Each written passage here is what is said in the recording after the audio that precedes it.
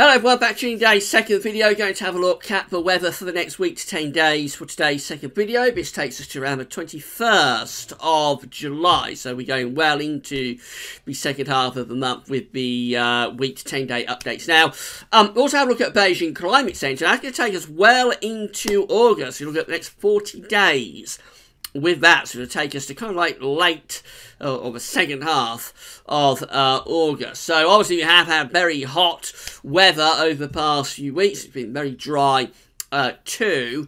It looks like things will turn a bit more unstable though, very gradually over the weekend and into next week. We may well start to bring some instability into the atmosphere. Not necessarily cooling down all that much, but it may well turn increasingly thundery through the course of next week as the weather patterns become very slack and still have a lot of energy available within the atmosphere. We could well be looking at some rather intense downpours coming along next week. All to be determined, of course. We are talking about weather for the next week to 10 days, so it is subject to change. But that's the general sort of gist of how models are trending today. I'll tweet for everything that's going on in a second. Just say that today's first video was the 5-day forecast, so if you would like to have a look at that, you can find the video and the written version together on the same page now, which is the 5-day forecast, weather forecast page at Gaz. So check that out and get to it from the buttons at the top of the page. Right, so we'll start off by having a look at the GFS ensemble at Crewe. Today in the northwest of England, someone's asked us to have a look at Crewe. So red line here is the 30-year upper air temperature average for Crewe. We're starting off close to average at the moment. Has been a bit cooler over the last day or so. Still warm, but temperatures have lowered.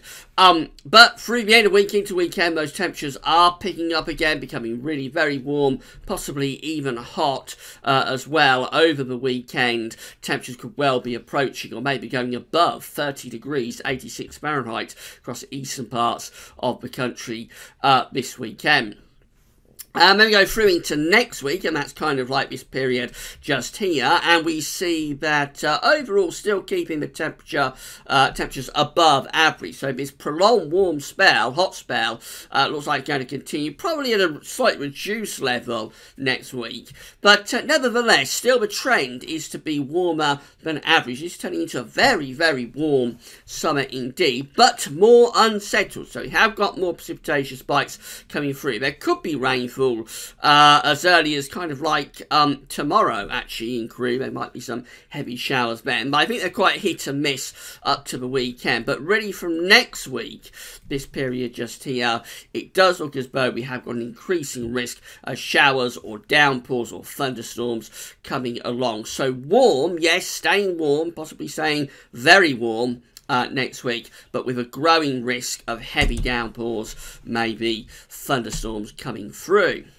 The service temperatures for Crewe are looking like that, so that's 30 degrees just there, and that's 20 degrees just there. 40 degrees, which would be 105 Fahrenheit, is right at the very top of the chart. If we see if we see these ensembles going anywhere near that, we'll know that we really are in for an incredibly hot spell of weather, but there's no sign of that at the moment.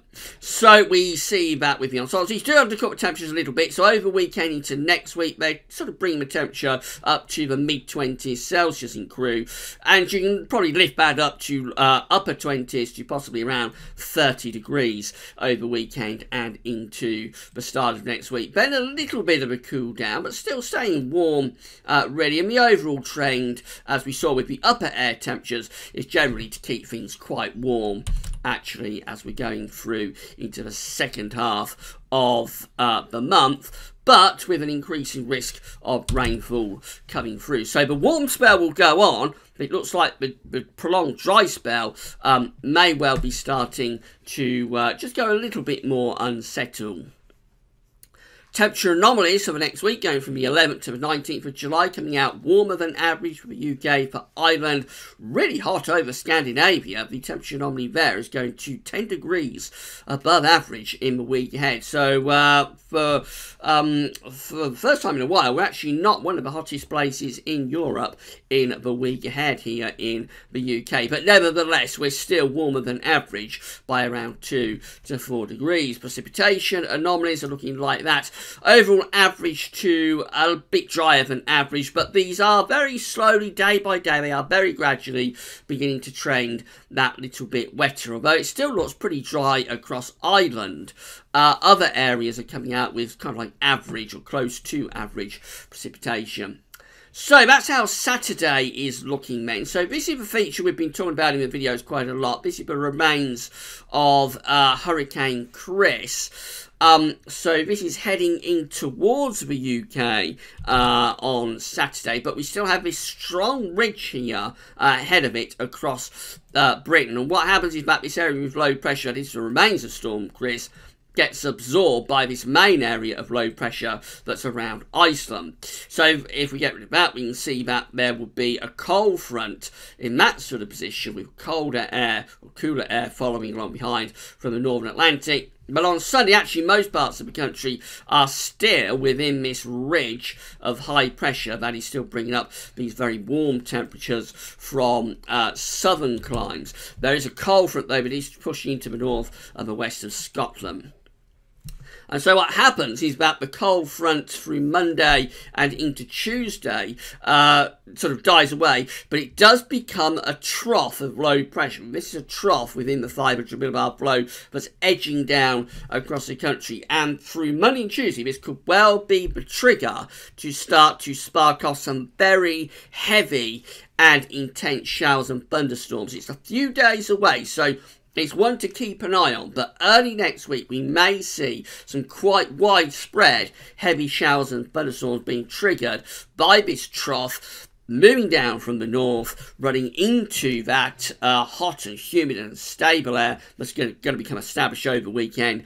And that could be the trigger for some really quite widespread downpours.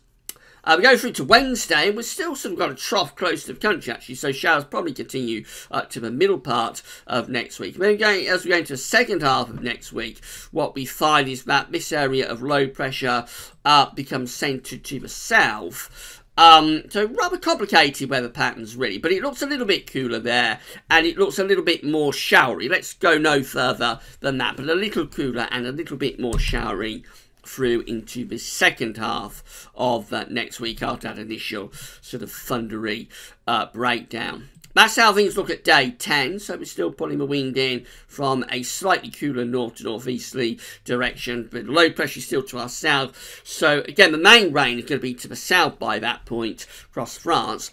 But there's probably enough instability within the atmosphere to still be producing showers. So it looks like the early part of next week, probably some fairly widespread thunderstorms, and then going more just towards showers into the second half of next week. And after a hot start to next week, temperatures probably edge back down closer to average. But do keep in mind, this is not a really unsettled and cool spell of weather by any means. This is just slightly more changeable, more showery, and a little bit cooler, but it certainly isn't going into a very unsettled pattern. To go to a very unsettled pattern, this low pressure that's up here around Greenland and Iceland, and that's where the jet stream is as well, to go into a properly unsettled pattern, you would need to bring the low pressure and the jet stream down southwards across the country and bring it through the Atlantic into Europe like that. So yes, it's a little bit more showery, and it's a little bit cooler in the second half of next week, but it's not really a genuine breakdown to the pattern. And what happens then is that as we go beyond that into a very extended range, remember these extended GFS runs do change day by day, but what happens is actually that we start to re-exert the high pressure again as we begin to move up towards the latter stages of July. And so that could take us off and running into another spell of hot weather before month's end. That's a very speculative situation. It's a long way out. It's around sort of, it's beyond day 10, so it's around 2 weeks away. But nevertheless, if this pattern doesn't break properly, then the chances are we will probably go back into high pressure again. That's how the ECM is looking. So again, we've got this ridge across the country on Saturday. Low pressure is out in the Atlantic. This is what happens as we go through weekend into next week. We gradually edge this trough in across the country. It's not an area of low pressure, but it's a trough of low pressure within the 500 millibar flow. So by the time we get through to Tuesday, I think we will be seeing heavy showers and thunderstorms across many parts of the country as this trough comes southwards into the unstable air and triggers those heavy downpours and thunderstorms. We go into the second half of next week, and that's how we look. So again, rather complicated, messy patterns. We've got an area of low pressure just to our southwest. We've still got high pressure, essentially still ridging from the Atlantic up towards Scandinavia. So the jet stream is still more or less up there. There's a little bit of energy from the jet going down into that area of low pressure. But the main jet stream, the main energy, is still to the north and northwest of the country. And with that low pressure down to southwest, it's probably still producing heavy showers, maybe thunderstorms. The air is still warm because it's being brought up from a southeasterly type direction. And then we go in towards day 10, and that's how we look with the pressure pattern. So low pressure is kind of like in control. This is more unsettled from what we've seen yesterday from the ECM. Low pressure is still sort of in control down to the southwest of the country, but then again, we're still not properly going into a genuinely unsettled spell of weather either. Upper air temperatures are still looking warm, to be honest. So a little bit more showery, yes, but temperature holding up. And then the GEM looks like that. So again, lots of dry and hot weather for the south over the weekend. Turns a little bit more unsettled up in the north. And then early next week, again, we bring this trough down across the country by Tuesday, which probably acts as a trigger to produce some big showers and thunderstorms. And into the second half of next week, quite interestingly, the GEM is more unsettled because it actually brings this area of low pressure in across the country. Remember, the other two models, the GEFS and the ECM, are taking this to our south and moving it in across France. So GEM actually wants to move that in across the UK. So that will be bringing proper outbreaks of rain, genuinely unsettled weather in from off the Atlantic as we go up towards day 10. And that's how we look at day 10, which is Saturday the 21st of July, quite unsettled with low pressure, much more in control than the other two models are shown. But bear in mind, it's not the best model. The two best models are the GFS and the ECM WF. So I think the story we're going with today is that it is turning a little bit more changeable still next week. It's not a genuine breakdown though. And whilst there will be more showers and maybe thunderstorms around, especially early next week, temperatures are still holding up generally on the high side. Let's just have a look at the Beijing Climate Center before we go for the next 40 days. So these are 500 millibar heights. They're broken down into 10-day periods. The first 10-day period will take us from the 11th through to the 20th of July, with big area of above average heights over the UK and extending to our east. The jet stream is up here, so we're on the hot side of the jet stream, the warm side of the jet. We're close to a ridge of high pressure. You'd expect lots of dry and quite hot conditions too. That's how the next 10-day period is looking from the 21st of July through to the 30th, with again above average heights close to the UK and extending to the east as well. Below average heights are down to the south, and we will be bringing up the air from a southerly direction. So that's still warm, but it's possibly a little bit more unsettled, and particularly for the south, maybe a bit more thundery compared to that first 10-day period.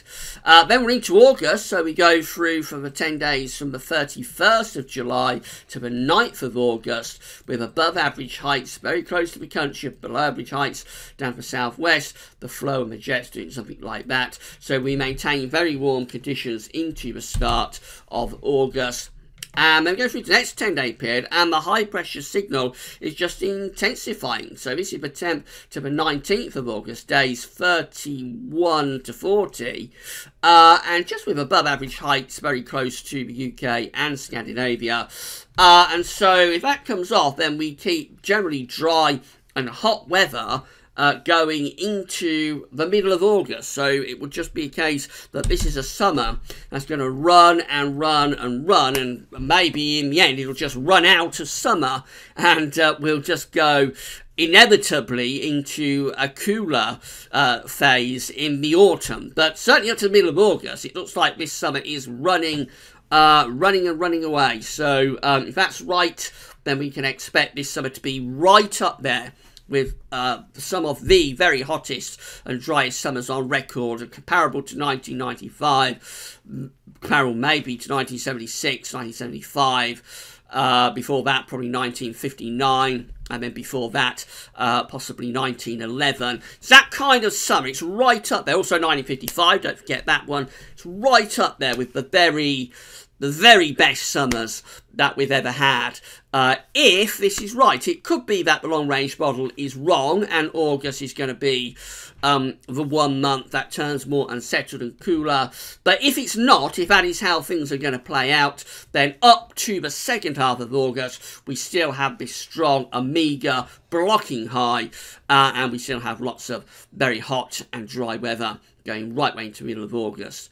So we'll just wait and see on that. Obviously, if that comes off against whether the summer forecast is a complete bust, but we will wait and see how things come off over the next few weeks, because these long-range models are prone to chopping and changing, so they're not reliable. But it is a signal that we keep very high-pressure dominated weather going well into August. We should wait and see. Coming back to our immediate time frame, so a partial semi-breakdown next week. It looks like we're going to increase the precipitation. Looks like we're going to get more in the way of instability, particularly Monday and Tuesday, with risk of heavy showers and thunderstorms. But those temperatures are still holding up even then, so still very warm, probably quite humid. And then beyond that, I say there's no sign that we really push the jet stream down across the country. As long as that remains the case, then we will always be having the chance of bringing back the Azores high and getting this block going yet again. Right, so that's brought you up to date with both 5-day forecast and the week to 10-day time frame, and also the 40-day time frame. I think that's pretty much covered everything. Come back tomorrow when we'll have a look and see how things are progressing in terms of next week's downpours. But that's all for now. Thanks for watching.